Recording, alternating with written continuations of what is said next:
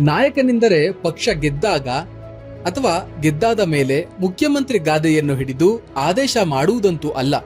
ಗೆದ್ದ ಮೇಲೆ ಅದನ್ನು ಯಾರು ಬೇಕಾದರೂ ಮಾಡುತ್ತಾರೆ. ಆದರೆ ಪಕ್ಷ ದುರ್ಬಲವಾದಾಗ ಯಾವ ವ್ಯಕ್ತಿ ಪಕ್ಷದ ಹಿತಾಸಕ್ತಿಗೋಸ್ಕರ ಮತ್ತು ಪಕ್ಷದ ಭವಿಷ್ಯಕ್ಕೋಸ್ಕರ ತ್ಯಾಗ ಮತ್ತು ತಂತ್ರವನ್ನ ಮಾಡಿ ಮತ್ತು ನೈತಿಕವಾಗಿ ಪಕ್ಷಕ್ಕೆ ಬೆಂಬಲ ನೀಡುತ್ತಾ ಪಕ್ಷದ ಕಾರ್ಯಕರ್ತರು ಮತ್ತು ಇತರ ನಾಯಕರ ನಡುವೆ ಸಮತೋಲನವನ್ನು ಕಾಪಾಡಿಕೊಂಡು ಹೋಗುವವನೇ ರಾಜಕೀಯದಲ್ಲಿ ನಿಜವಾದ ನಾಯಕ ಎಂದರೆ ತಪ್ಪಿಲ್ಲ.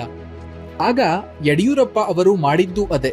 ಆದರೆ ಇತ್ತೀಚಿನ ದಿನಗಳಲ್ಲಿ ಕರ್ನಾಟಕ ರಾಜ್ಯ ಬಿಜೆಪಿಯಲ್ಲಿ ನಾಯಕನ ಕೊರತೆ ಹೆಚ್ಚಾಗಿ ಕಾಡುತ್ತಿದೆ. ಉದಾಹರಣೆಗೆ, ಈ ಹಿಂದೆ ಇದ್ದ ಅನಂತ್ ಕುಮಾರ್ ಅವರು 6 ಬಾರಿ ಲೋಕಸಭಾ ಚುನಾವಣೆಯಲ್ಲಿ ಗೆದ್ದು ಇತಿಹಾಸ ನಿರ್ಮಿಸಿದ್ದರು.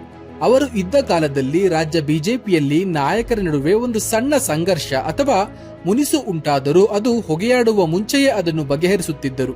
ಆದರೆ ಇತ್ತೀಚಿನ ದಿನಗಳಲ್ಲಿ ಅಂತಹ ನಾಯಕರ ಕೊರತೆ ಇದೆ. ಎಲ್ಲಿ ನೋಡಿದರೂ ಬಣಗಳೇ ಕಾಣುತ್ತಿವೆ. ಇಷ್ಟೆಲ್ಲ ಮುಂದುವರಿಯುತ್ತಿದ್ದರೂ ಕರ್ನಾಟಕದ ಬಿಜೆಪಿಯಲ್ಲಿ, ಅದರಲ್ಲೂ ಸಕ್ರಿಯ ರಾಜಕಾರಣ ಮಾಡುತ್ತಿರುವ ರಾಜಕಾರಣಿಗಳು ಇವರೇ ನಮ್ಮ ನಾಯಕ ಎಂದು ಸ್ಪಷ್ಟವಾಗಿ ಯಾರನ್ನೂ ಒಪ್ಪುತ್ತಿಲ್ಲ.